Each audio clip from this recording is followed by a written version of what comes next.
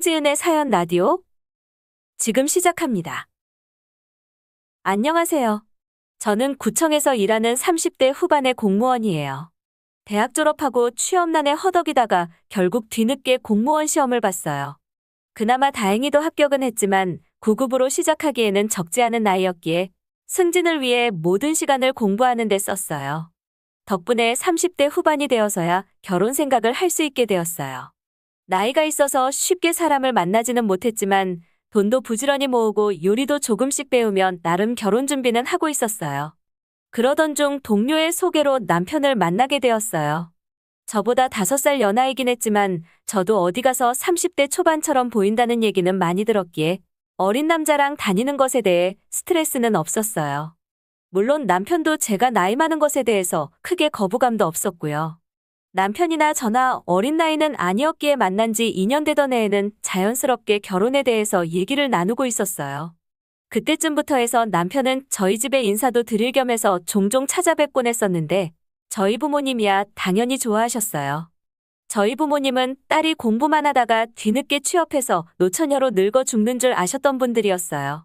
그래서 다른 거 안 바라고 그저 직장 생활하면서 사지멀쩡한 남자면 1등 사윗감이었죠. 남편은 그저 평범한 중소기업에 다니는 직장인이었어요.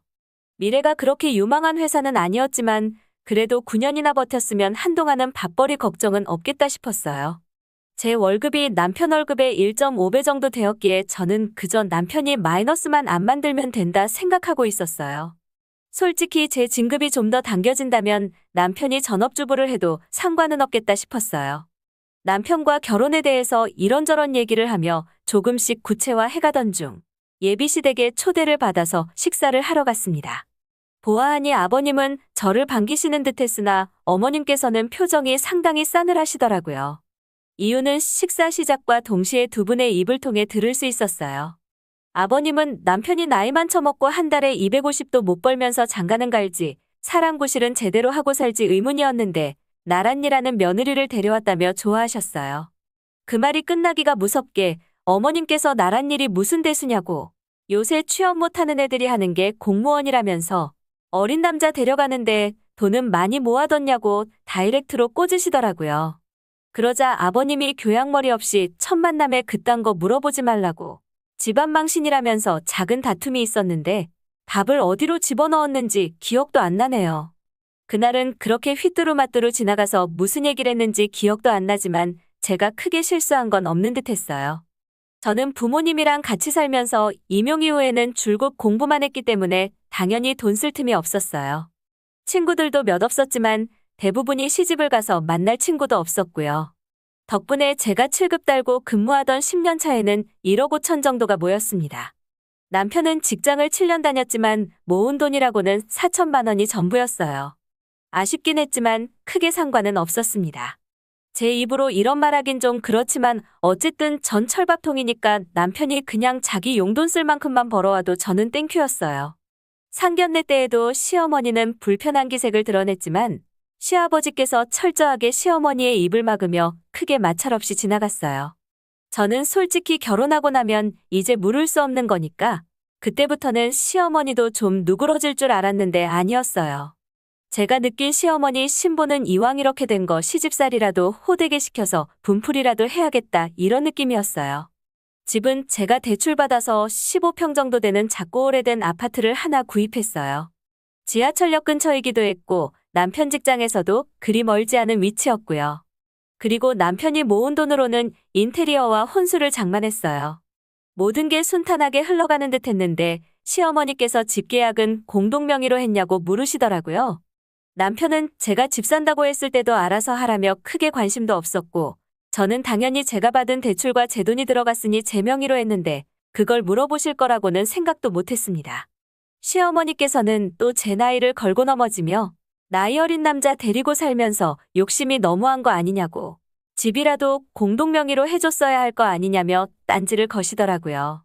남편은 지하철로 15분 거리에 직장이 있었는데 저는 시험 합격했을 때 부모님께서 출퇴근할 때 타라며 사주신 작은 승용차가 하나 있어요. 근데 시어머니는 그것도 못마땅하신 거예요. 남편도 지하철 타고 출퇴근하는데 저는 차 끌고 다닌다면서요. 남편은 일단 면허가 없어요. 저도 연애할 때부터 몇 번이나 얘기했는데 차도 없는데 면허는 뭐하러 따냐며 지금까지 안 딴 거예요. 살림도 남편이 제가 더 많이 버니까 자기가 하겠다고 해서 살림도 남편에게 맡겼는데 그것도 못마땅하셔 했죠. 귀하게 키워놨더니 다 늙은 게 부려먹는다면서 면전에서 그런 얘기를 하셨지만 그냥 참았어요. 남편이 대신 미안하다고 사과하기도 했고요. 그렇게 시어머니는 사사건건 저한테 시비를 걸면서 저를 못 잡아먹어 안달이셨어요. 거의 절 깎아내리고 집 밟는 게 취미인가 싶었죠. 집도 제가 해왔고 급여도 제가 더 많은데도 반반 결혼 안 했다며 제가 큰 죄라도 지은 것처럼 저를 괴롭히셨어요. 돈 가지고 어린 남편 휘두른다며 아들이 장가 잘못 가서 죽어난다며 그 얘기를 어찌나 제 앞에서 하시던지. 저는 그래도 트러블 만들고 싶지 않아서 폭언과 괴롭힘을 2년을 참았어요. 그러다가 코로나 터지면서 전세가 역전되었어요. 저희 부모님은 노후 준비가 어느 정도 끝나 있는 상태였지만 시댁은 아니었어요. 시아버지께서 일을 하고 계셨는데 급여의 절반이 삭감된 거였죠. 엎친 데 덮친 격으로 남편은 실직을 했고요.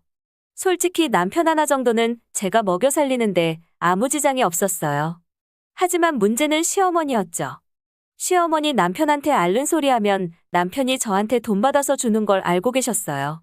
그러면서도 저한테 그렇게 못되게 굴었고요.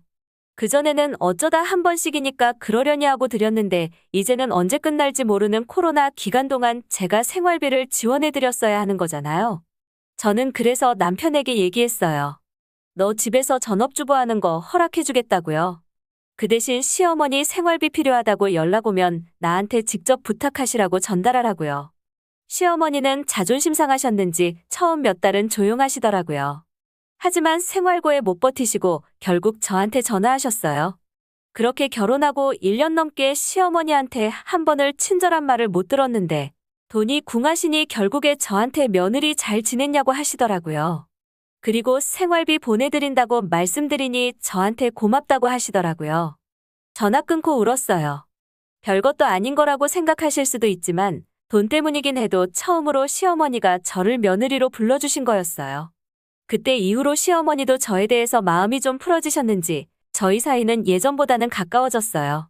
사연 보내시는 분들 보면 저랑은 비교도 안 되게 고생하며 사시다가 결국 이혼하시는 분들도 계시던데 그런 분들에 비하면 정말 보잘것없는 사연일 수도 있어요. 하지만 나름 인생에 있어서 취업보다 더 큰 스트레스를 겪게 되어 짧지만 사연 보내게 되었습니다. 끝까지 들어주셔서 감사합니다. 좋은 하루 보내세요. 홍지은의 사연 라디오. 오늘 이야기 여기까지입니다.